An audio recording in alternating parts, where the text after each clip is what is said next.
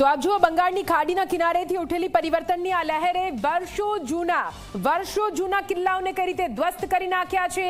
એક મોટો સૂર્યોદય ચોક્કસથી હાલ તો લોકશાહીનો સૌથી મોટો સૂર્યોદય પૂર્વ ભારતથી કહી શકાય। ઉજવણીનો માહોલ અને હોય પણ કેમ નહીં, કેમ કે 15 વર્ષના શાસનનો અંત અને સાથે સાથે એક નવો સૂર્યોદય ભારતીય જનતા પાર્ટીનો પૂર્વીય ભારતમાં ચોક્કસથી કહી શકાય।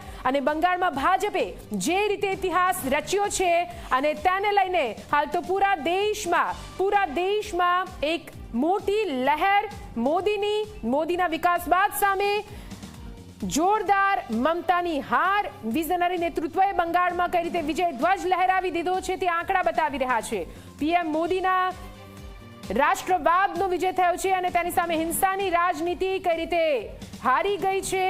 અને બંગાળ અત્યારે કહી રહ્યું છે કે એ બાર બીજેપી સરકાર, જી હા, આંકડો એક તરફી ભારતીય જનતા પાર્ટી તરફનો, જ્યાં 293 બેઠકમાંથી બીજેપી 190 બેઠક પર આગળ ચાલી રહી છે।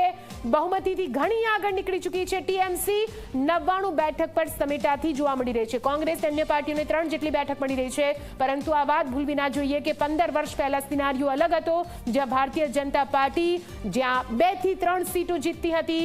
2015 થી ભારતીય જનતા પાર્ટી સતત પશ્ચિમ બંગાળની ધરા પર મહેનત કરી રહી છે, પોતાનો પગ મજબૂત કરવાના પ્રયત્નો કરી રહી છે, જનતાનો જનાદેશ મેળવવાનો પ્રયત્ન કરી રહી છે અને એ મહેનત અત્યારે રંગ લાવી હોય તેવું સ્પષ્ટપણે લાગી રહ્યું છે।